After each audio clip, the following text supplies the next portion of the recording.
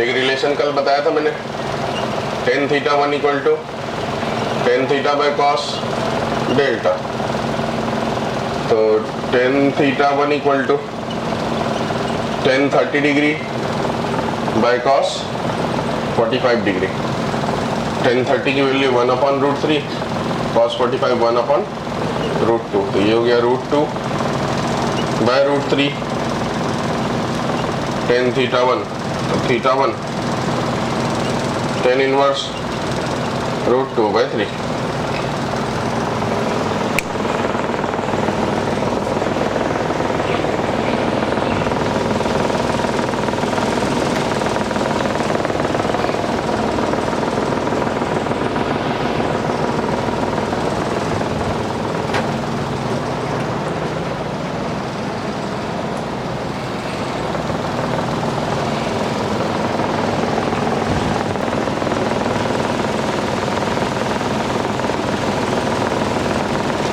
Vertical word में लिखा हूँ ना, हाँ वर्ड में लिखाता हूँ, मैं तो बाद में समझेगा नहीं। Vertical component of earth magnetic field, vertical component of earth magnetic field is 0.4 Gauss and horizontal component is 0.1 Gauss. Find net field, comma, true angle of dip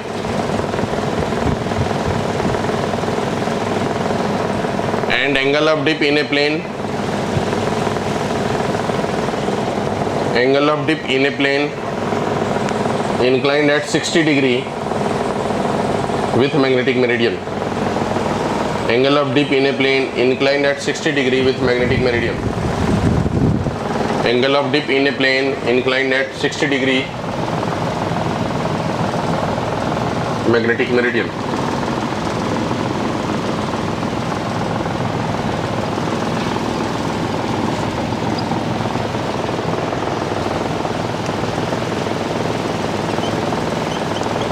B vertical दे दिया 0.4 गॉस, बी हॉरिजॉन्टल दे दिया है 0.1 Gauss.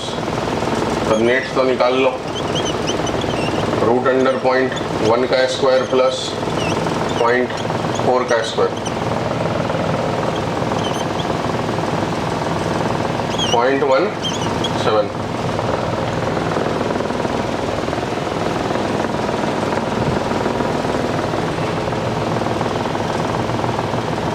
ये angle theta, तो tan theta equal to vertical by horizontal 0.4 by 0.1 4। तो theta जो है 10 inverse 4। ये true dip.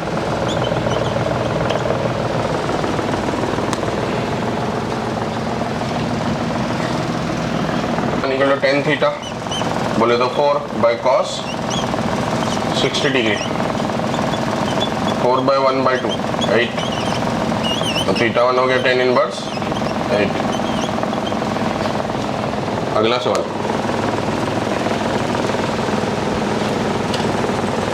To arbitrary plane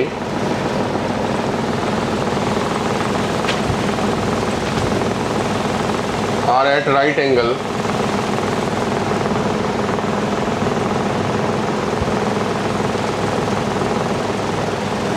in circular dip if the apparent dip is 30 degree and 45 degree,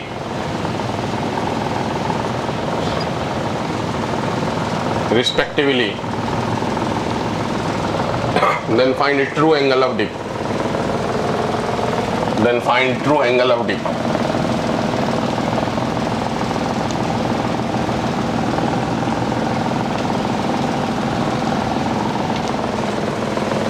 Then find true angle of dip.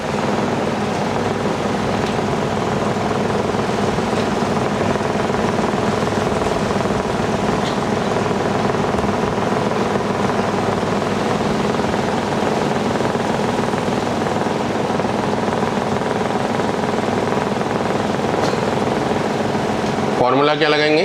Cot square theta equal to cot square theta 1 plus cot square theta 2।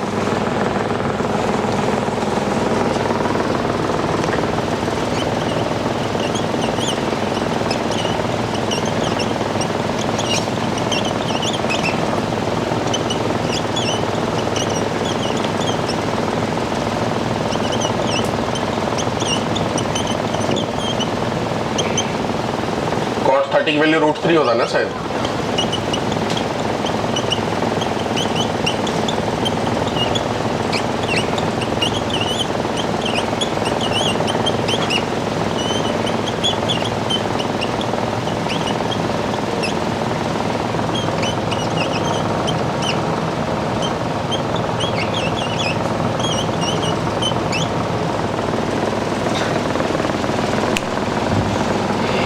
कितने लोगों का आ गया?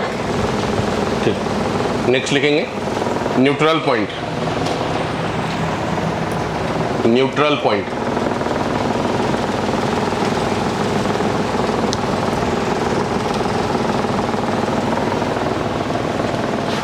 Neutral point कहते हैं ऐसा point जहां पर magnetic needle मतलब जो कंपास है वो किसी भी डायरेक्शन में फ्रीली रह सके। तो ये तब रह पाएगा जब मैग्नेटिक फील्ड नहीं होगी, और मैग्नेटिक फील्ड नहीं होगी मतलब मैग्नेटिक फील्ड जीरो हो जाएगी। तो अर्थ का तो मैग्नेटिक फील्ड सभी जगह है, तो जहाँ पे अर्थ की मैग्नेटिक फील्ड है उतना ही अमाउंट का अपोजिट नेचर का अगर फील्ड वहाँ दूसरे मैग्नेट के द्वारा या कॉइल के द्वारा प्रोड्यूस कर दिए, जैसे कि मान लीजिए ये नॉर्थ है, ये साउथ है, ये ईस्ट है, ये वेस्ट है, तो अर्थ का मैग्नेटिक फील्ड इस डायरेक्शन में। अगर हम इस जगह में एक मैग्नेटिक फील्ड प्रोड्यूस कर दे एक्सटर्नल वाला, इसकी वैल्यू सपोज एग्जांपल के लिए ले लेता हूँ 0.1 टेस्ला। तो अगर एक्सटर्नल वाला इस जगह में एक मैग्नेटिक फील्ड प्रोड्यूस कर दे एक दूसरे मैग्नेट के द्वारा या कॉइल के द्वारा जिसकी डायरेक्शन नीचे हो, और उसकी वैल्यू भी इतनी ही हो जाए जितना कि अर्थ का फील्ड है, तो ये दोनों एक दूसरे को क्या कर देगा? कैंसल। तो इस जगह पे जो नेट फील्ड मिलेगा वो कितना मिल जाएगा? जीरो। वर्टिकल कंपोनेंट कंसीडर नहीं करना है, कौन सा कंसीडर करना है? अर्थ का हॉरिजॉन्टल कंपोनेंट। तो नेट फील्ड क्या हो जाएगी? जीरो। और नेट फील्ड अगर जीरो हो जाएगी तो इस पॉइंट को क्या बोलेंगे? Neutral point. न्यूट्रल का मतलब मैग्नेटिकली न्यूट्रल है, जहां पर कंपास को रख दिए तो वो किसी भी डायरेक्शन में रहे तो डिस्टर्ब ना हो, उसके ऊपर कोई टॉर्क क्रिएट ना हो। ऐसे रख दिया तो ऐसे ही रह जाए, ऐसे रख देते ऐसे ही रह जाए, ऐसे रख देते ऐसे ही रह जाए, फ्रीली रह जाए किसी भी डायरेक्शन जिसमें आप रख दीजिए उसी में रह जाए वो। तो उस सिचुएशंस को कहते हैं क्या? Neutral point. और ये तभी होगा जब वहाँ पर नेट मैग्नेटिक फील्ड क्या हो जाएगी? जीरो। तो डिफाइन करेंगे इसे, the point eight which net resultant field, the point at which net resultant field due to external and earth becomes zero is called neutral point.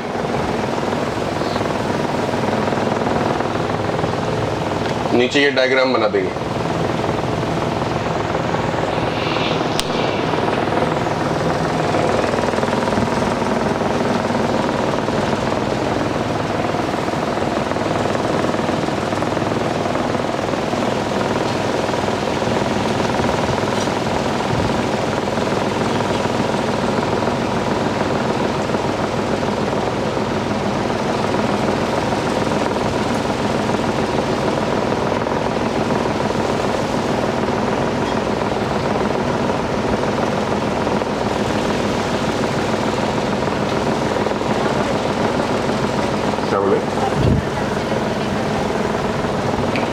क्योंकि जो कंपास होते हैं वो उसका सिर्फ प्लेन में रोटेशन होते हैं, उसमें वर्टिकल मोशन तो हम ऐसे रेस्ट्रिक्ट कर देते हैं, ऊपर एक लगा करके नीचे एक लगा करके, तो इसलिए वर्टिकल का कोई यूज वहाँ नहीं आने वाला, वहाँ सिर्फ और सिर्फ हॉरिजॉन्टल कंपोनेंट ही डिफ्लेक्ट करने वाले।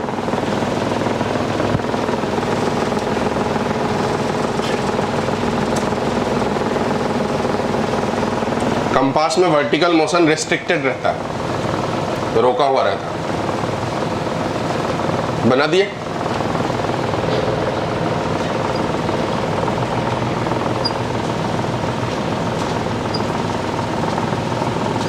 नेक्स्ट लिखेंगे टेंजेंट गैल्वेनोमीटर।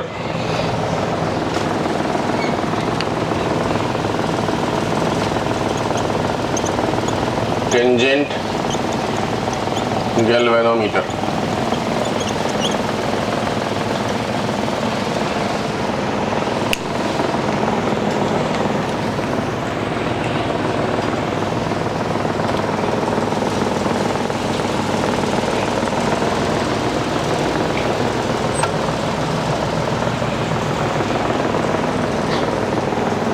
हाथ में कड़ा है किसी के पास? नहीं निकले वाला, हाथ काट ले। किसी के पास है? पहन के कोई नहीं आता? एक और चाहिए। और किसी? हाँ।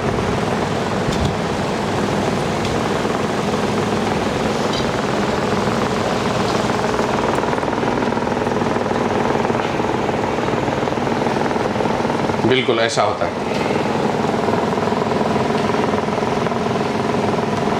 ये एक प्लेन हॉरिजॉन्टल प्लेन, और ये वाला जो प्लेन है वो वर्टिकल प्लेन है। तो हॉरिजॉन्टल प्लेन में मैग्नेटिक कंपास होते हैं। क्या होते हैं? Magnetic compass. तो मैग्नेटिक कंपास में ये मान लीजिए ये निडिल लगा हुआ है, बराबर। तो ये जो निडिल है वो किधर की तरफ दिखेगा? नॉर्थ की तरफ। ये है नॉर्थ। तो मैग्नेटिक कंपास, अगर सिर्फ मैग्नेटिक कंपास को देखेंगे तो ऐसा है, मैग्नेटिक फील्ड का डायरेक्शन है, कंपास का निडिल इस साइड की तरफ दिख जाएगा। ये जो बाहर वाला रिंग दिख रहा है आपको, ये कॉइल है। क्या है ये? कॉइल। तो इसमें करंट कैरिंग कॉइल है, इसमें करंट फ्लो होगा। तो ये कॉइल भी अपने आप में एक मैग्नेटिक फील्ड प्रोड्यूस करेगा सेंटर पे। तो इस सेंटर पे एक मैग्नेटिक फील्ड है, अर्थ का हॉरिजॉन्टल कंपोनेंट। कौन सा कंपोनेंट? अर्थ का हॉरिजॉन्टल कंपोनेंट, जिसके हिसाब से अगर इस कॉइल में अभी हमने करंट अगर नहीं दिए हैं तो इस कंपास में निडिल प्योर नॉर्थ की तरफ हमको दिखा दिया, क्योंकि सिर्फ अर्थ का हॉरिजॉन्टल फील्ड कंसीडर किया उसने। लेकिन अगर ये करंट कैरिंग कॉइल को भी कंसीडर करेंगे तो अगर मान लीजिए ऐसा करंट उसमें फ्लो हो रहा है तो उसके वजह से मैग्नेटिक फील्ड इस डायरेक्शन में होगी। अगर मैग्नेटिक फील्ड इस डायरेक्शन में होगी तो वो भी हॉरिजॉन्टल ही होगा, लेकिन उसके डायरेक्शन इस पे परपेंडिकुलर हो जाएगा, ऐसा। तो इस पर्टिकुलर पॉइंट पे दो मैग्नेटिक फील्ड हो गई, एक ड्यू टू कॉइल ये वाला डायरेक्शन, एक due to earth horizontal component ये वाला डायरेक्शन। एक और है ऐसा टाइप, दो मैग्नेटिक फील्ड प्रोड्यूस हो गई, दोनों हॉरिजॉन्टल प्लेन में ही है। मैग्नेटिक फील्ड जो दोनों मैग्नेटिक फील्ड है वो कौन से प्लेन में है? हॉरिजॉन्टल प्लेन में, लेकिन दोनों आपस में एक दूसरे पे परपेंडिकुलर रहने वाला है। एक है due to earth horizontal component और एक दूसरा क्या है? Due to coil. तो कॉइल के सेंटर पे मैग्नेटिक फील्ड का फॉर्मूला μ0 × I/2R, और नंबर ऑफ मतलब टर्न अगर ज़्यादा होगा तो n से मल्टीप्लाई कर देंगे। ये तो एक की वजह से था, अगर मान लीजिए 4, 5, 10 टर्न है तो जितना नंबर ऑफ टर्न है उसे क्या कर देंगे? मल्टीप्लाई कर देंगे। तो सेंटर पे मैग्नेटिक फील्ड हो गया करंट कैरिंग कॉइल की वजह से इस डायरेक्शन में μ0 × I/2R × n, number of turn n अगर लेते हैं तो। और ये हुआ अर्थ का हॉरिजॉन्टल कंपोनेंट। तो अगर ये अर्थ का हॉरिजॉन्टल कंपोनेंट इधर की तरफ है, कॉइल की वजह से मैग्नेटिक फील्ड इधर की तरफ है, तो आप ये बताओ मुझे कि जो फिर जो ये कंपास था उस कंपास का निडिल इस डायरेक्शन में होगा कि इस डायरेक्शन में होगा? तो इस दोनों के रिजल्टेंट के डायरेक्शन में ऐसा कुछ हो जाएगा, हाँ कि नहीं? ये डायरेक्शन में भी नहीं होगा और ये वाला डायरेक्शन में भी नहीं होगा। इस डायरेक्शन और इस डायरेक्शन का जो नेट वैल्यू होगी, मान लीजिए वो इस डायरेक्शन में वेक्टर के हिसाब से, तो उस डायरेक्शन में कंपास हो जाएगा। अब जैसे जैसे अगर हम इसमें करंट को चेंज करें, कम या ज़्यादा, तो करंट को अगर कम या ज़्यादा करेंगे, मान लीजिए बढ़ाएंगे, तो ये वाला फील्ड बढ़ जाएगा, तो ये कंपास उसके तरफ शिफ्ट होता चला जाएगा। वेक्टर रिजल्टेंट उसके तरफ शिफ्ट होता है जिसकी मैग्नीट्यूड ज़्यादा होती है, बराबर, तो ये उसके तरफ शिफ्ट हो जाएगा। अगर इस कॉइल में हमने करंट को कम किए तो ये वाला जो कंपोनेंट है mu naught into I by 2r into N, तो उसमें आई की वैल्यू कम हो जाएगी तो फील्ड का स्ट्रेंथ कम हो जाएगा, और फील्ड का स्ट्रेंथ कम हो जाएगा। अर्थ का हॉरिजॉन्टल फील्ड में तो हम कुछ कर नहीं पा रहे, तो ये इसका मतलब इसकी वैल्यू बढ़ तो नहीं रही लेकिन इसकी वैल्यू कम हो रही है। तो जैसे इसकी वैल्यू कम हो रही है तो ये कंपास का निडल उससे दूर होता जाएगा। इसका मतलब इस करंट कैरिंग कॉइल में करंट की वैल्यू को चेंज करने से ये निडल का जो कंपास है वो चेंज करेगा। करंट बढ़ाएंगे तो ये अर्थ के हॉरिजॉन्टल कंपोनेंट से दूर जाएगा, और अगर करंट कम करेंगे तो अर्थ के हॉरिजॉन्टल कंपोनेंट की तरफ आएगा। इसका मतलब अगर एंगल अर्थ के हॉरिजॉन्टल कंपोनेंट से आप लेंगे थीटा, तो करंट बढ़ाने से थीटा बढ़ने वाला है और करंट के कम करने से थीटा कम होने वाला। तो इसी को कहते हैं टेंजेंट गैल्वेनोमीटर। अगर मैं इसे बना के दिखाऊं यहाँ पर तो इस प्रकार से होगा, इस प्रकार से।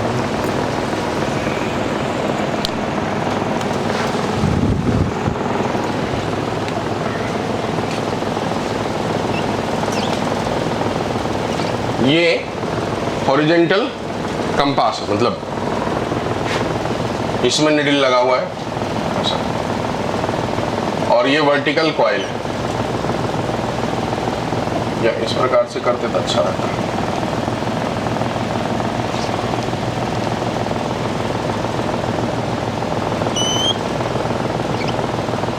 ऐसा कॉइल है और इस पे ये हॉरिजॉन्टल कंपास है।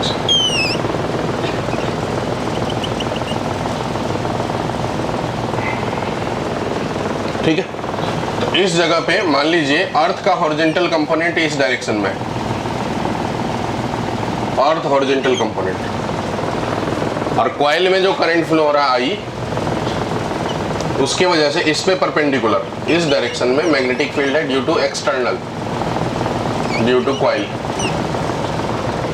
तो जो कंपास का निडल होगा वो रिजल्टेंट इस डायरेक्शन में जाएगा, बराबर। इस एंगल को मैं थीटा कंसिडर कर लेता हूँ, कोई प्रॉब्लम किसी को। तो ये जो कॉइल में करंट फ्लो हो रहा है, तो कॉइल के वजह से मैग्नेटिक फील्ड का value mu naught into I by 2r into n, n बोले तो number of turn. Net magnetic field की अगर बात करा जाए वहाँ पर, तो वो वैल्यू होने वाला रूट अंडर हॉरिजॉन्टल कंपोनेंट का स्क्वायर प्लस जो कॉइल के वजह से आने वाला उसका स्क्वायर, बराबर। ये जो नेट मैग्नेटिक फील्ड है उसे मैं फिलहाल के लिए बी मान लेता हूँ। तो इस बी का जो कॉस थीटा कंपोनेंट होगा वो BH हो जाएगा, और इस बी का जो साइन थीटा कंपोनेंट होगा जो बी कॉइल हो जाएगा। इसका मतलब आप इसे लिख सकते हैं B d2 coil equal to B sine theta, BH equal to B cos theta. अगर मैं इसे डिवाइड करूं तो tan theta is equal to क्या आ गया, B d2 coil by BH, बराबर। BH को इधर मल्टीप्लाई कर देता हूं, BH tan theta equal to इसका वैल्यू रख देता हूं mu naught into I by 2r into number of turn, बराबर। तो यहाँ से अगर इस सभी टर्म को मल्टीप्लाई करें, 2r को इधर लाके मल्टीप्लाई करें, n से डिवाइड करें, म्यू नॉट से डिवाइड करें, तो i इक्वल टू क्या हो गया 2r BH by capital N use कर ले रहे, mu naught into n into tan theta. अब देखो ये पूरा का पूरा टर्म कांस्टेंट है, r मतलब रेडियस, जो भी कॉइल हमने यूज कर रहे हैं उस कॉइल की रेडियस फिक्स होगी। Magnetic field due to earth जो है हॉरिजॉन्टल कंपोनेंट वो भी फिक्स रहने वाला, 2 भी फिक्स रहने वाला, म्यू नॉट की वैल्यू भी उस पर्टिकुलर पॉइंट पे फिक्स रहने वाला, नंबर ऑफ टर्न जो कॉइल का यूज किया वो भी फिक्स रहने वाला। तो ये पूरा का पूरा टर्म क्या है, कांस्टेंट। और ये हो गया टेन थीटा, तो इसे मैं कांस्टेंट कह देता हूँ k इंटू टेन थीटा। ये जो कांस्टेंट इसे कहा जाता है reduction factor, reduction factor of tangent galvanometer. तो अब आप देखिए ये कांस्टेंट है, तो जैसे जैसे करंट चेंज करेंगे वैसे वैसे थीटा चेंज होगा। करंट को बढ़ाएंगे तो थीटा, तो करंट को कम करेंगे तो थीटा। करंट को अगर जीरो कर दिए तो टेन थीटा की वैल्यू जीरो होनी चाहिए। इसका मतलब कब होगा, जब थीटा की वैल्यू जीरो की। करंट को इनफाइनाइट कर देंगे तो कब हो जाएगा, जब थीटा की वैल्यू कितनी हो जाए 90 हो जाए। तो जैसे जैसे आप करंट को बढ़ाते जाएंगे वैसे वैसे एंगल की वैल्यू बढ़ती जाएगी। तो इसको देख करके ये बात समझ में आ गई, करंट प्रोपोर्शनल टू क्या हो गया, थीटा या टेन थीटा कह सकते हैं। करंट प्रोपोर्शनल टू हो गया टेन थीटा। जैसे जैसे आप करंट बढ़ाएंगे या कम करेंगे उसके अकॉर्डिंग थीटा की वैल्यू कम या ज़्यादा होता रहेगा, बराबर। इसमें भी देखिए टेन थीटा की वैल्यू 1 होगी। कब होगी 1? जब एंगल कितना हो, 45 डिग्री। और जब एंगल 45 डिग्री हो उस सिचुएशंस में आई और के डायरेक्ट रिलेटेड हो गया, मतलब आई इक्वल टू के हो गया। मतलब फ्लो होने वाला करंट जो है वो किसके बराबर हो गया, के के बराबर, मतलब इस टर्म के बराबर, जो कि एक कांस्टेंट वैल्यू हो जाएगी। तो tan theta equal to 45 degree पे जो के की वैल्यू आएगी वो आई के बराबर हो जाएगी, करंट के बराबर हो जाएगी। और उस सिचुएशन को कहते हैं कि ये जो टेंजेंट गैल्वेनोमीटर है उसकी सेंसिटिविटी ज़्यादा होती है। तो जो इंपॉर्टेंट पॉइंट है, एक तो आप ये फॉर्मूला ध्यान रखें, दूसरा sensitivity maximum at theta equal to 45 degree. तो लिखते हैं थोड़ा सा इसके बारे में।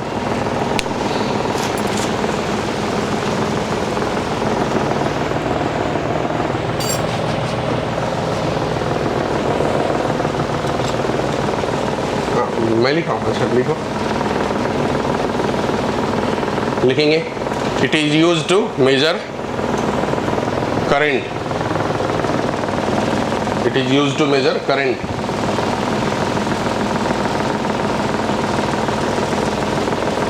वो भी कौन सा current, DC current. It is used to measure DC current. दूसरा point, its sensitivity is maximum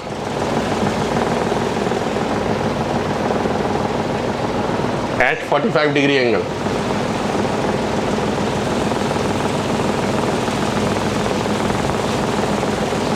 at 45 degree angle, ठीक है।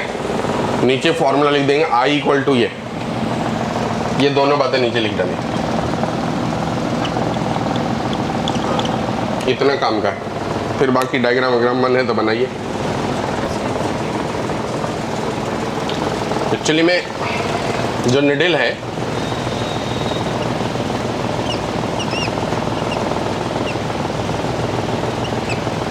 इस पे ये वाला मैग्नेटिक फील्ड और ये वाला मैग्नेटिक फील्ड दोनों टॉर्क लगाएगा। ये इधर की तरफ रोटेट कराता और ये इधर की तरफ रोटेट कराता। और जब दोनों टॉर्क बराबर हो जाए तो उस सिचुएशन में इसका रोटेशन 0 हो जाएगा, तब ये रोटेट नहीं करेगा। तो रोटेट नहीं करेगा तो ये फिक्स रहेगा। तो ये बिल्कुल बैलेंस तभी रहते हैं सबसे अच्छे से जब ये एंगल 45 डिग्री हो। तो जब ये एंगल 45 डिग्री हो तो इसका टॉर्क और इसका टॉर्क बैलेंस रहेगा। तो उस सिचुएशंस में इसकी सेंसिटिविटी मैक्सिमम हो जाएगी। इसका मतलब ये हुआ कि बहुत अच्छे से वो करंट को मेजर कर पाएगा। जब थीटा की वैल्यू 45 डिग्री होगी तो के जगह पे आई आ जाएगी, मतलब ये जितना वैल्यू है उस पर्टिकुलर करंट का जो भी अमाउंट है वो करंट यहाँ पर के जगह पे डेटा आ जाएगा। और फिर इसके हिसाब से और करंट आप बढ़ाते जाओगे तो फिर एंगल जो है उसके हिसाब से वेरी करता जाएगा। थीटा की वैल्यू 45 से ज़्यादा, कम करेंगे तो 45 से कम, तो सबसे मैक्सिमम हो जाता है 45 डिग्री पे। इसीलिए क्योंकि इस जगह बिल्कुल टॉर्क बैलेंस हो जाते हैं, जितना इसके द्वारा टॉर्क क्रिएट होगा उतना इसके द्वारा टॉर्क होगा। तो इसमें डिफ्लेक्शंस फिर बहुत ज़्यादा कुछ होता नहीं है, आराम से वो सेटल हो जाता है उस जगह में।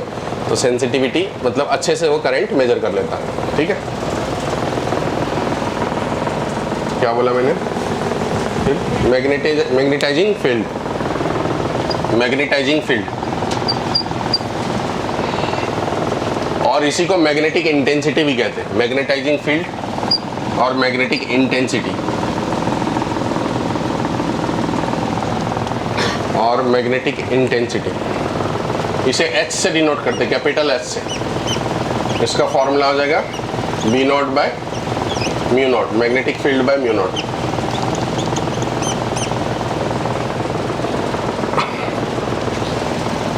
यूनिट हो जाएगी एम्पियर पर मीटर।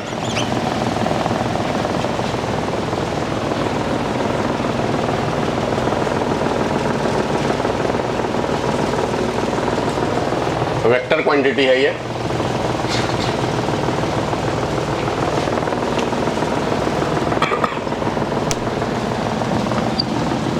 दूसरा लिखेंगे intensity of magnetisation, intensity of magnetisation.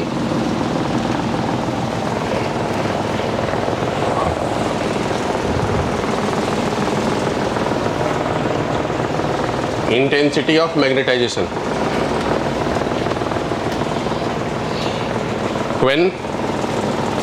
When any magnetic materials, bracket में लिख देंगे फेरो या para, placed inside external field,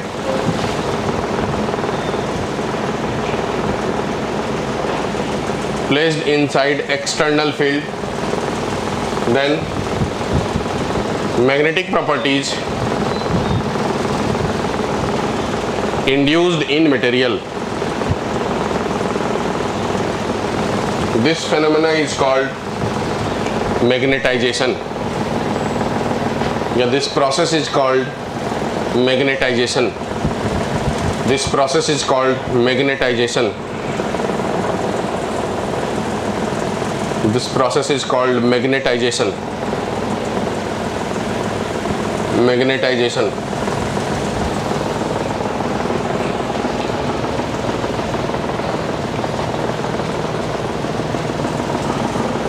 And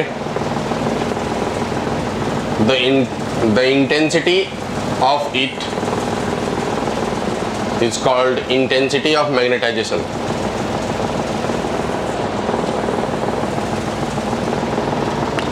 ये I से डिनोट किया जाता है, कैपिटल I से। ये हो जाता है मैग्नेटिक मोमेंट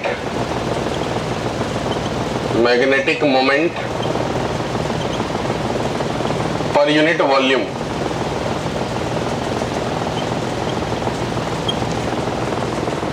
या फिर मैग्नेटिक मोमेंट को पोल स्ट्रेंथ इनटू क्या लिख सकते हैं, लेंथ, बाय वॉल्यूम को लिख सकते हैं एरिया इनटू लेंथ। तो लेंथ और लेंथ कैंसिल हो जाएगा, तो इसलिए इसे पोल स्ट्रेंथ बाय एरिया भी कह सकते हैं। ये भी वेक्टर क्वांटिटी है, इसका यूनिट भी वही होगा। देखिए मैग्नेटिक मोमेंट का यूनिट एम्पियर मीटर स्क्वायर और नीचे में मीटर क्यूब, तो कैंसिल हो जाएगा, तो क्या बच जाएगा नीचे में मीटर, तो यूनिट हो गया एम्पियर पर मीटर। ये I और H रिलेटेड होता है। कैसे रिलेटेड होता है? I प्रोपोर्शनल टू H होते हैं। जितना हमने एक्सटर्नल फील्ड डाले हैं ये वाला, उसी के करस्पॉन्डिंग इसमें मैग्नेटिक फील्ड इंट्रोड्यूस होगा या फिर डेवलप होगा। तो intensity of magnetisation directly proportional to external magnetic intensity. Proportionality हटाएंगे तो एक कांस्टेंट आएगा, उस कांस्टेंट को यहाँ कहा जाता है सस्केप्टिबिलिटी। इसे कहा जाता है सस्केप्टिबिलिटी, जो कि यूनिटलेस एंड डायमेंशनलेस होते हैं। यूनिटलेस डायमेंशनलेस होता है।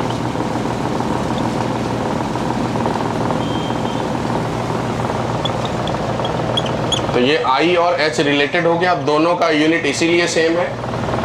इसका भी यूनिट एम्पियर पर मीटर, उसका भी यूनिट एम्पियर पर मीटर है। बस ये है एक्सटर्नल फील्ड के द्वारा प्रॉपर्टीज, और ये है उसके वजह से जो मटेरियल के अंदर प्रॉपर्टीज डेवलप हुआ वो। ठीक है, लिख डालिए नीचे ये सभी बातें।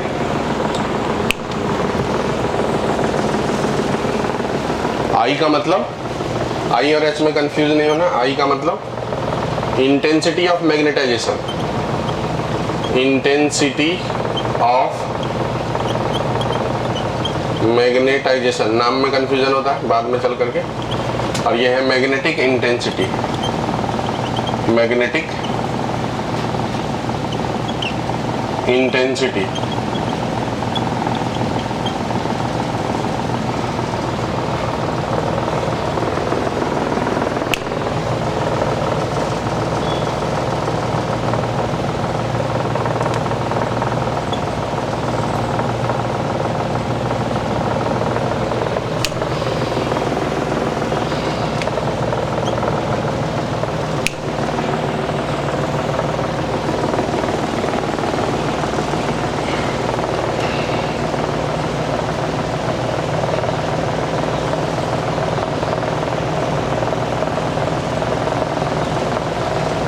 लिख लिए।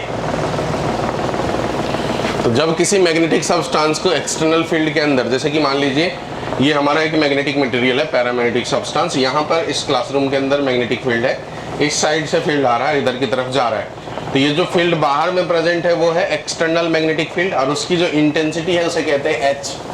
तो external field bye mu naught तो कह देंगे एच, ये हो गई एक्सटर्नल फील्ड की इंटेंसिटी। उस इंटेंसिटी की वजह से इसके अंदर धीरे धीरे, अगर ये पैरामैग्नेटिक या फेरोमैग्नेटिक सब्सटेंस है, तो धीरे धीरे इसमें भी मैग्नेटिक प्रॉपर्टीज इंड्यूस्ड होना चालू हो जाएगा, और फाइनली जो इसमें इंड्यूस्ड होगा उसकी जो इंटेंसिटी है वो है, ये है आई।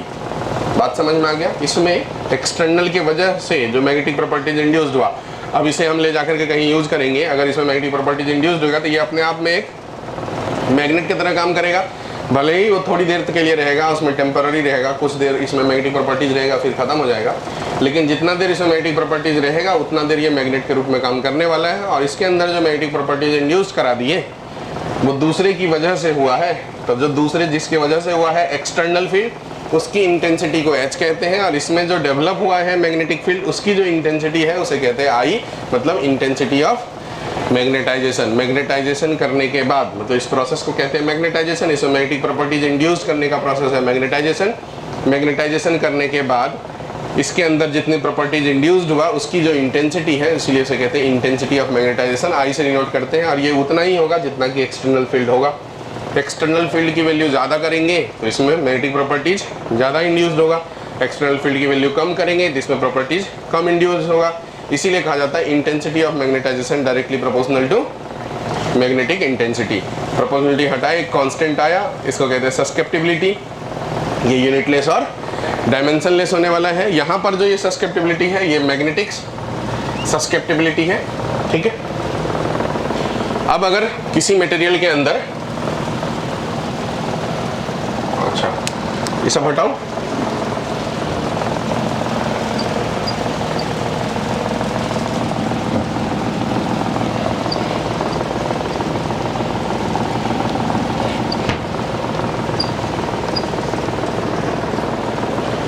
अब एक एक्सटर्नल फील्ड में एक मैंने सब्सटेंस रख दिया, तो थोड़ी देर के बाद यहां पर दो प्रकार के फील्ड डेवलप हो जाएंगे। ये एक्सटर्नल वाला मतलब H कह देता हूं, और सब्सटेंस के अंदर जो डेवलप हो गया वो I कह देता हूं। तो इस अंदर में जो नेट फील्ड होगा, अब नेट, वो H प्लस I, हमने एक्सटर्नल जो डाले वो और जो उसमें डेवलप हुआ वो दोनों का सम होगा, वेक्टर रिजल्टेंट सम, हाँ कि नहीं। तो ये जो नेट वैल्यू है, अगर मैं अभी थोड़ी देर पहले बताया था H equal to B naught by mu naught, तो अगर मैं इस H में म्यू नॉट से मल्टीप्लाई कर दूँ तो तीनों तरफ, तो mu naught into H net equal to mu naught into H plus I हो जाएगा, और ये हो गया net magnetic field B equal to, बराबर, net magnetic field equal to mu naught into H plus I। अभी मैंने I को रिप्लेस किया X इंटू H से, क्योंकि I प्रोपोर्शनल टू H है, I उतना ही होगा जिस हिसाब से H होने वाला है। तो I के जगह पे अभी हमने जो रिलेशन लिखे थे X इंटू H वो रख दिए, अब इस दोनों में H कॉमन हो गया, तो जो नेट मैग्नेटिक फील्ड हो गया वो हो गया mu naught into H into 1 plus X, बराबर। तो ये जो 1 प्लस X है इसे कहते हैं म्यू आर, तो mu naught into mu R into H। तो जो भी मीडियम है, ये कोई भी मीडियम यूज करें, तो नेट को आप मीडियम भी कह सकते हो, उस मीडियम में जो नेट मैग्नेटिक फील्ड है वो। तो इस सिचुएशन में mu naught into mu R को क्या कहते हैं, म्यू कहते हैं। तो net magnetic field equal to mu times of H हो गया, जहां पर म्यू का मतलब mu naught into mu R हो गए। ये परमिबिलिटी है, ये रिलेटिव परमिबिलिटी है। जो म्यू आर है उसकी वैल्यू 1 प्लस X हो गई, ये सस्केप्टिबिलिटी है, ये यूनिटलेस और डायमेंशनलेस है, 1 भी यूनिटलेस और डायमेंशनलेस है, इसलिए ये वाला भी हम पहले से जानते हैं कि यूनिटलेस एंड डायमेंशनलेस है, डायमेंशनलेस है। अगर स्पेस में जाएंगे वैक्यूम में, तो वैक्यूम में कोई मीडियम है नहीं, और अगर कोई मीडियम वैक्यूम में है नहीं, कोई मटेरियल है नहीं, तो मैग्नेटिक प्रॉपर्टीज इंड्यूस्ड नहीं होने वाला है, लेकिन एक्सटर्नल फील्ड तो रहेगी। तो I की वैल्यू 0 होने वाली, तो आप बताओ I की वैल्यू 0 कब होगी? x इंटू एच की वैल्यू 0 कब होगी? h तो 0 होगी नहीं, क्योंकि h मतलब external field, external magnetic field तो सभी जगह है, स्पेस में भी है, तो h सभी जगह नॉन जीरो है। I की वैल्यू 0 होना है स्पेस में, कब होगा 0? जब x की वैल्यू 0 हो जाएगी। इसीलिए कहा जाता है कि स्पेस के अंदर, मतलब जहाँ पर मीडियम नहीं है, वैक्यूम के अंदर सस्केप्टिबिलिटी की वैल्यू क्या होती है? 0। और अगर सस्केप्टिबिलिटी की वैल्यू 0 हो जाएगी तो म्यू आर की वैल्यू कितनी हो जाएगी? 1 हो जाएगी, बराबर। तो स्पेस में वैक्यूम के अंदर जो म्यू आर की वैल्यू जो हम लोग 1 लेते हैं, वो इसीलिए लेते हैं क्योंकि वहाँ पर सस्केप्टिबिलिटी की वैल्यू 0 हो जाती है। ठीक है, 0 क्यों होती है बताओ? 0 इसलिए हुआ क्योंकि स्पेस में ये मीडियम कैसे है स्पेस, ये वैक्यूम नहीं है ना, ये जो है इसमें मीडियम है, एयर है, यहाँ पर नाइट्रोजन गैस है, CO2 है, बहुत सारे गैस आप लोग भी छोड़ते होंगे, वो सब है, ठीक है, हम लोग हैं। तो ये कुछ ना कुछ यहाँ पर मीडियम है जिसमें इलेक्ट्रॉन्स होंगे, एटम्स है, तो वहाँ पर फिर वो स्पिन वगैरह की पॉसिबिलिटी है। तो अगर यहाँ पर एक्सटर्नल मैग्नेटिक फील्ड रखेंगे तो ये मीडियम, ये जो माहौल है, इसमें भी कुछ ना कुछ मैग्नेटिक प्रॉपर्टीज इंड्यूस्ड हो जाएगा। और अगर ये मीडियम ही नहीं रहे, मान लो कि ये पूरी कहानी सब खत्म हो गई, ये इस जगह में सिर्फ और सिर्फ वैक्यूम है, ठीक है, कुछ और है ही नहीं। तो अगर वैक्यूम है तो कोई एटम, कोई इलेक्ट्रॉन, कुछ नहीं मिलेगा, तो कोई स्पिन हो नहीं सकता। तो जो एक्सटर्नल फील्ड हमने डाले, वो एक्सटर्नल फील्ड किसको मैग्नेटाइज करेगा? कुछ तो है ही नहीं, तो मैग्नेटाइज्ड होगा ही नहीं यहाँ पर। इसका मतलब जो रहेगा वो एक्सटर्नल ही रहेगा, कोई एक्स्ट्रा कुछ भी डेवलप नहीं हुआ। मतलब I की वैल्यू क्या हो गई? 0 हो गई। और I की वैल्यू 0 होगी जब या तो H 0 हो या X 0 हो, और H मतलब एक्सटर्नल फील्ड जो कि 0 नहीं है, हमको मालूम है, हमने वो अप्लाई करे हैं। तो फिर I की वैल्यू 0 होना जरूरी है। ये दो ही कंडीशन में 0 हो सकते हैं, या तो I 0 हो या H 0 हो या X 0 हो, और H तो 0 है नहीं। इसका मतलब एक ही कंडीशन है जिसमें कि I की वैल्यू 0 हो सकती है, वो क्या है? X। इसका मतलब स्पेस में X की वैल्यू क्या है? 0। X बोले तो सस्केप्टिबिलिटी, जिसकी वैल्यू 0 हो गया, जैसे ही 0 हो गई तो म्यू आर की वैल्यू कितनी हो गई? 1। क्या ये बात जम गया? तो लिखेंगे, थोड़ा सा लिखेंगे। पॉइंट व्हेन सब्सटेंस या medium present in external field, then net field is the resultant of external, then net field is the resultant of external and develop magnetic field and develop magnetic field या फिर induced magnetic field। नीचे में ये सब कहानी लिखी है। इसी हिसाब से एप्सिलॉन आर भी होता है, ये होता है 1 plus electric susceptibility. Electric susceptibility ये है मैग्नेटिक सस्केप्टिबिलिटी, दोनों यूनिटलेस और डायमेंशनलेस है। फॉर वैक्यूम, वैक्यूम की बात करेंगे तो x की वैल्यू होती है 0, इसलिए म्यू आर की वैल्यू होती है 1।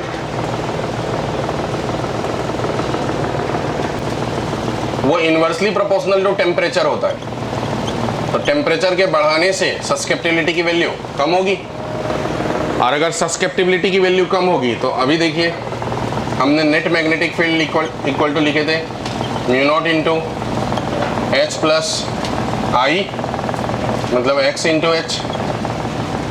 अगर सस्केप्टिबिलिटी की वैल्यू कम होगी, ये वैल्यू कम हो गया तो ये वैल्यू कम हो जाएगा, I की वैल्यू कम हो जाएगा, और सस्केप्टिबिलिटी ज़्यादा होगा तो I की वैल्यू ज़्यादा हो जाएगा। तो कम मतलब हाई टेम्परेचर पे मैग्नेटिक प्रॉपर्टीज लूज होता है मटेरियल का। आप लोग जानते होंगे नहीं ये बातें, जैसे जैसे मैग्नेट का टेम्परेचर बढ़ाएंगे वैसे वैसे उसकी मैग्नेटिक प्रॉपर्टीज लूज होना चालू हो जाएगा, कम होना चालू हो जाएगा। क्यों हो जाएगा? क्योंकि जैसे ही टेम्परेचर बढ़ाएंगे तो सस्केप्टिबिलिटी की वैल्यू कम हो जाएगी, और अगर ये डेटा कम हो जाएगा तो जो आई है, जो इंटेंसिटी ऑफ मैग्नेटाइजेशन है, जो उसमें उसकी प्रॉपर्टीज है, वो क्या होना है, धीरे धीरे कम होना चालू हो जाएगा। तो हाई टेम्परेचर पे मैग्नेटिक प्रॉपर्टीज कम हो जाती है। बात समझ में आ गया? तो टेम्परेचर पे मैग्नेटिक प्रॉपर्टीज डिपेंड करता है। ये data inversely proportional to temperature होता है। तो पॉइंट बना के लिखेंगे, susceptibility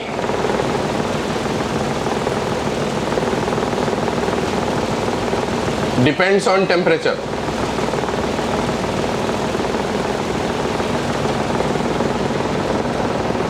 At high temperature, susceptibility low. So, magnetic properties of material decreases. So magnetic properties of material decreases.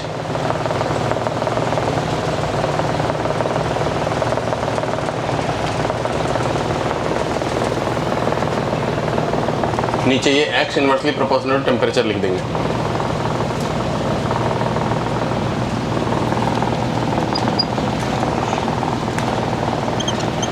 Temperature को बढ़ाने से सस्केप्टिबिलिटी कम होगा, ये कम होगा।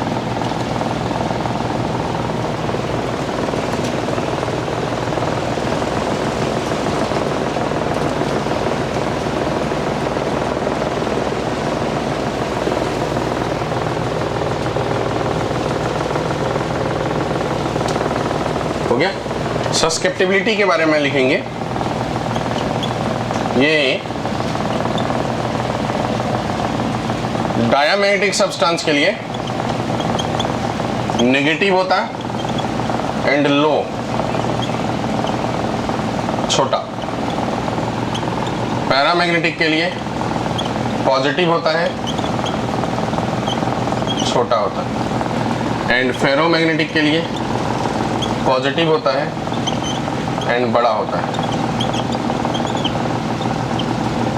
इसमें 10 टू द पावर 3 से 10 टू द पावर 5 के रेंज में होता है। इसमें 10 to the power -3 to 10 to the power -5 के रेंज में होता है। इसमें ये value negative 10 to the power -3 to negative 10 to the power -5 के रेंज में होता है। ये बात पूछा जा सकता है कभी भी, बहुत इंपॉर्टेंट है। तो वर्ड में लिखा उससे अच्छा कि आप ऐसे लिख लीजिए। मैग्नेटिक प्रॉपर्टीज, रिपेल होता है, मालूम है आपको। जो पैरामैग्नेटिक सब्सटेंस है उसमें मैग्नेटिक प्रॉपर्टीज अट्रैक्ट करते हैं, और जो फेरोमैग्नेटिक सब्सटेंस है उसमें स्ट्रांगली अट्रैक्ट करते हैं।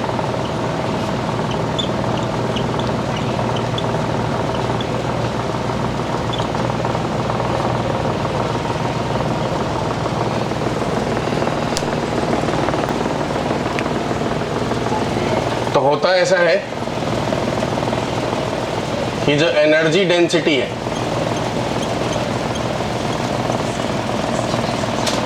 स्पेस में, उसका फॉर्मूला होता है 1/2 एप्सिलॉन नॉट E²। ये in terms of electric field, और यही हो जाता है B²/2 mu not in terms of magnetic field.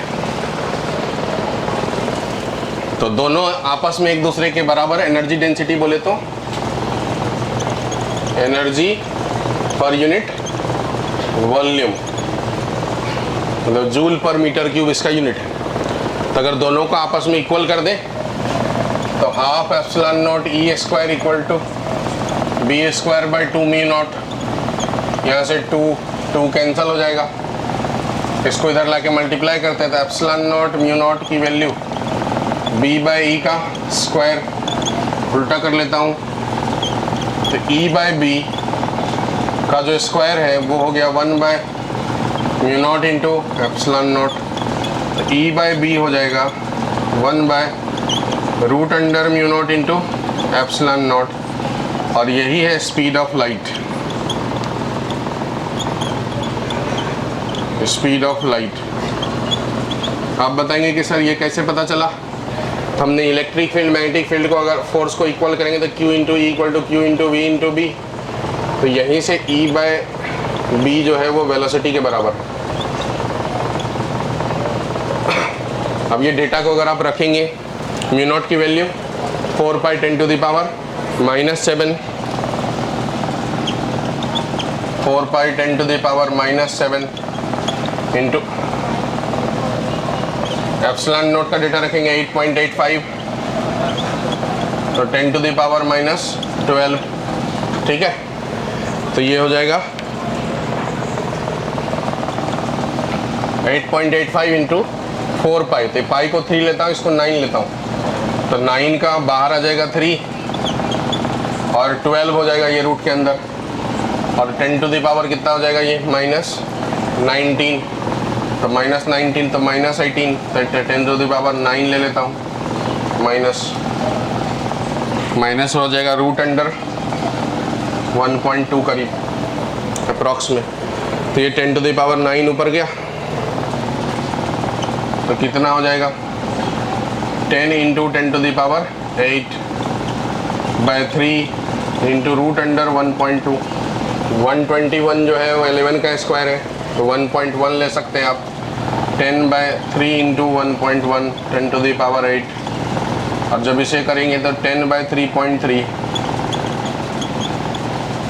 ठीक है, अप्रॉक्स में किसके बराबर हो जाएगा 3 इंटू 2.99 होता है एक्चुअली में, पर हम लोग ये ले लेते हैं, तो इसलिए स्पीड ऑफ लाइट की वैल्यू होती है 3 into 10 to the power 8 metre per second, वो यहीं से कैलकुलेट होकर के आया, बराबर। अब इसमें ये तो speed of light in vacuum है, वैक्यूम में हमने म्यू आर और एप्सिलॉन आर दोनों की वैल्यू क्या यूज़ किए, 1 यूज़ कर लिए, लेकिन अगर किसी मीडियम में जाएंगे, speed of light in medium की बात करेंगे, तो यही फॉर्मूला यूज हो जाएगा, बस म्यू इंटू एप्सिलॉन ये होगा, म्यू इंटू एप्सिलॉन कहने का मतलब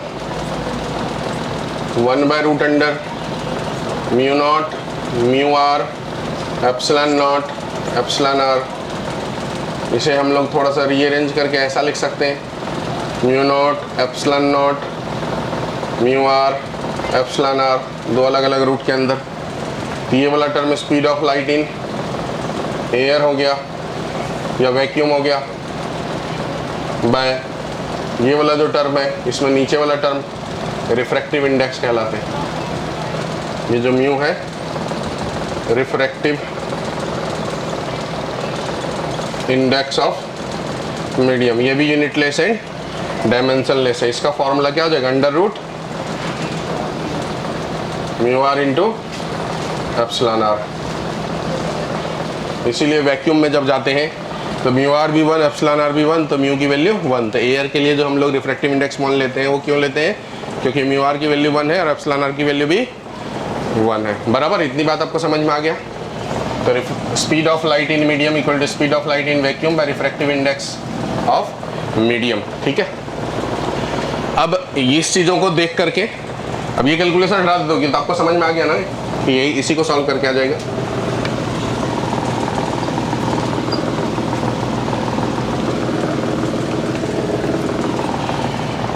speed of light in vacuum जो है 3 into 10 to the power 8 metre per second, तो इस डेटा को देख के क्या लगता है, छोटा है कि बड़ा है, छोटा है, बड़ा है, बड़ा है, तो ये बड़ा तब होगा जब E बाय B का रेशियो है ये, तो E बड़ा होगा और B छोटा होगा। तो स्ट्रेंथ के टर्म में अगर बात करें तो इलेक्ट्रिक फील्ड बहुत ज़्यादा स्ट्रॉन्ग होता है as compare to magnetic field, और उसकी वैल्यू काफ़ी ज़्यादा होने वाली है, इसकी वैल्यू कम होने वाली है, ताकि इसका रेशियो इतना बड़ा नंबर से आए, बराबर। अब ये पूरा का पूरा टर्म जो होगा, चूंकि ये वेलोसिटी है, स्पीड है, तो इसका यूनिट डायमेंशंस भी ध्यान रखना है, यूनिट कितना हो जाएगा मीटर पर सेकेंड, वही वेलोसिटी के जैसा, डायमेंशन क्या हो जाएगा LT-1।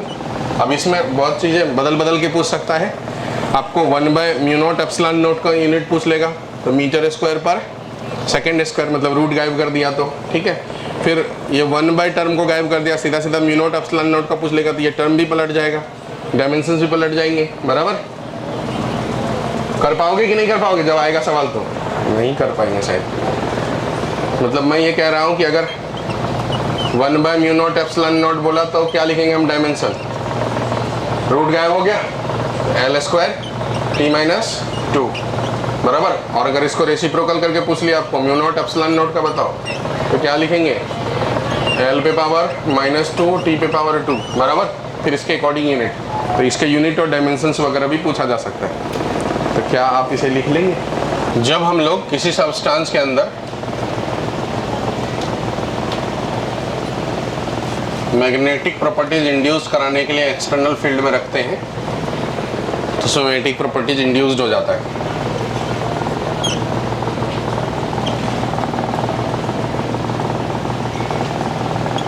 ये एक्सटर्नल, ये इंड्यूस्ड। तो जैसे जैसे एक्सटर्नल फील्ड को बढ़ाएंगे वैसे वैसे इसमें मैग्नेटिक प्रॉपर्टीज इंड्यूस्ड होना चालू, एक समय के बाद वो कांस्टेंट जैसा हो जाता है, सेचुरेशन के स्टेट में आ जाते हैं। सभी जितने भी एटम होंगे या स्पिन होंगे वो जब अलाइंड हो जाएंगे तो जितना मैक्सिमम मैग्नेटिक प्रॉपर्टीज इंड्यूस्ड होना होगा वो हो जाएगा। फिर और आप कितने साल भी रख लो उससे कोई फ़र्क नहीं पड़ेगा।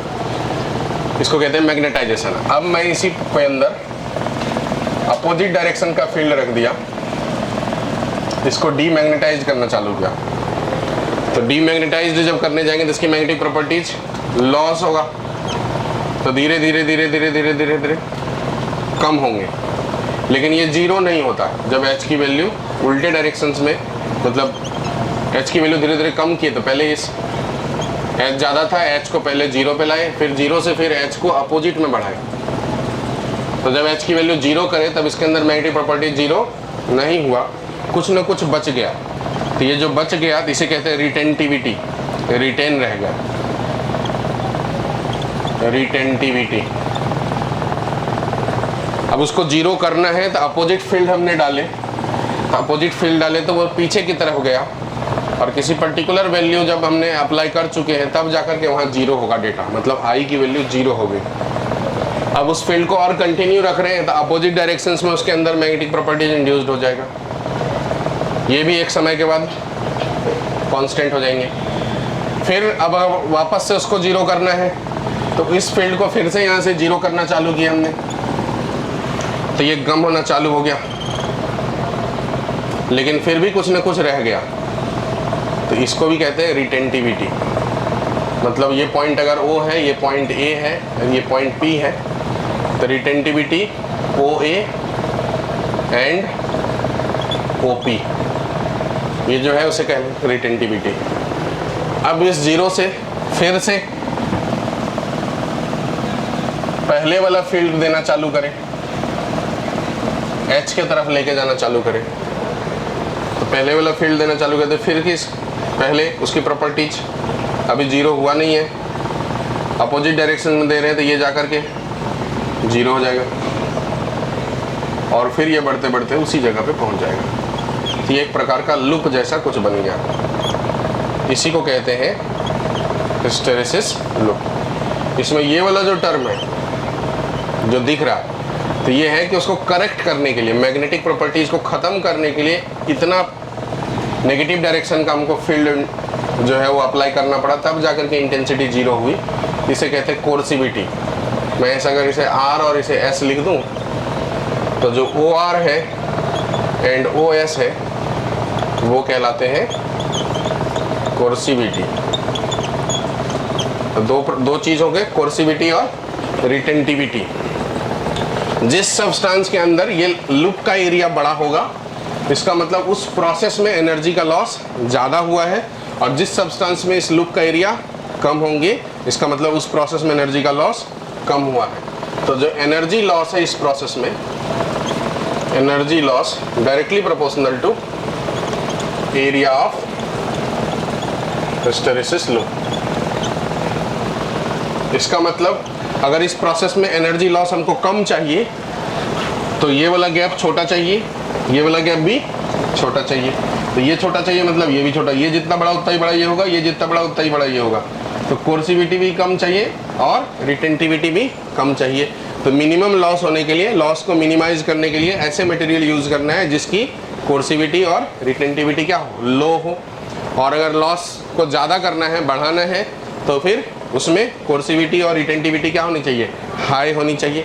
तो अगर कोई सब्सटेंस हम लोग ऐसे यूज करना चाह रहे हैं जिसमें को परमानेंट मैग्नेट बनाना चाह रहे हैं, मतलब उसमें परमानेंट मैग्नेट कहने का मतलब हमने उसे मैग्नेटिक प्रॉपर्टीज इंड्यूस करे और वो लंबे समय तक टिके रहना चाहिए। तो ये जो लॉस हो रहा है वही तो उसके अंदर मैग्नेटिक प्रॉपर्टीज के रूप में इंट्रोड्यूस हो रहा है। तो लंबे समय तक उसमें टिका रहेगा तो तभी टिका रहेगा जब उसमें ज़्यादा वैल्यू रहेगी। तो ज़्यादा वैल्यू कहने का मतलब एरिया जो है वो हिस्टेरिसिस लूप का बड़ा होगा, मतलब लॉस उस प्रोसेस में ज़्यादा हो रहा है।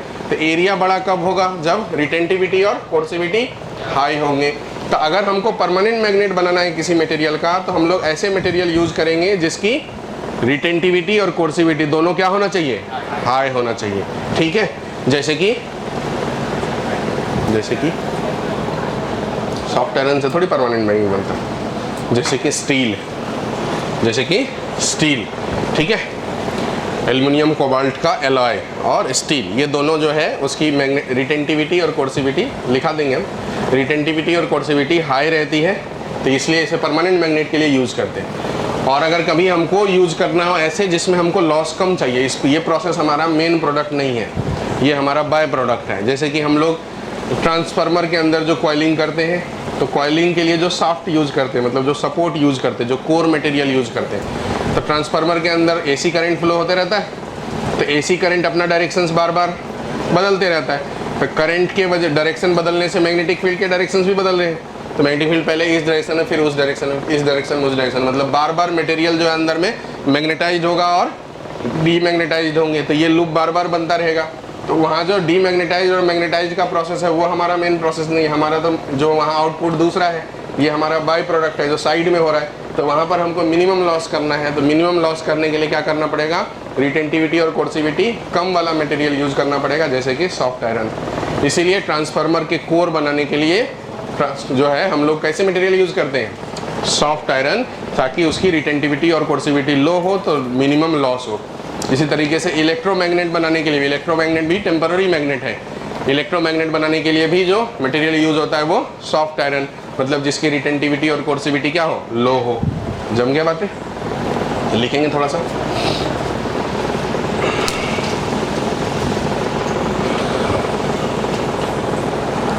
During the process of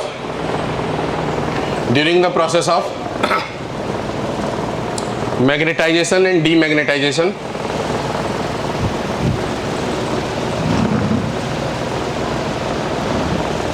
during the process of magnetization and demagnetization, some portion of magnetic energy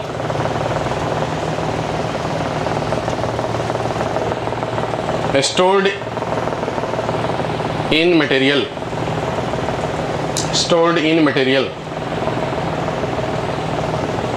and it is proportional to area of hysteresis loop and it considered as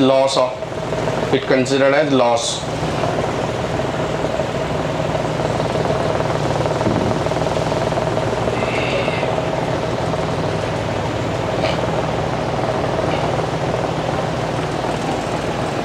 लिख लिए? ये graph बनाइए।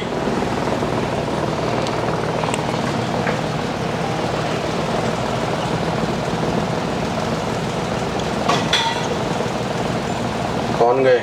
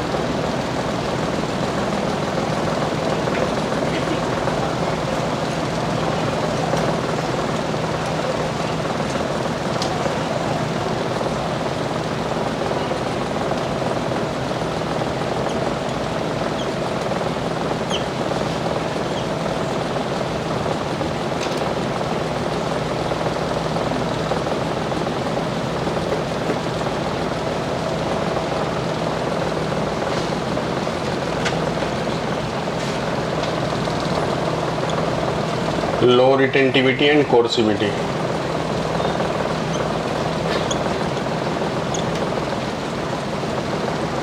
लो loss, example soft iron.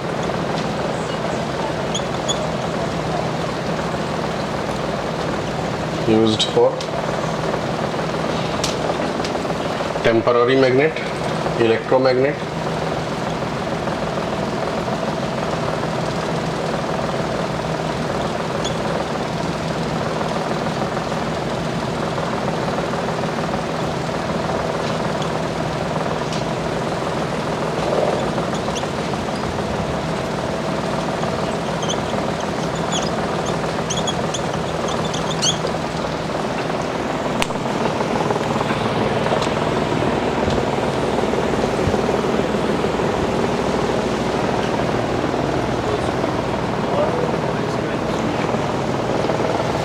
OR और OS same होगा, OP और OA same होगा।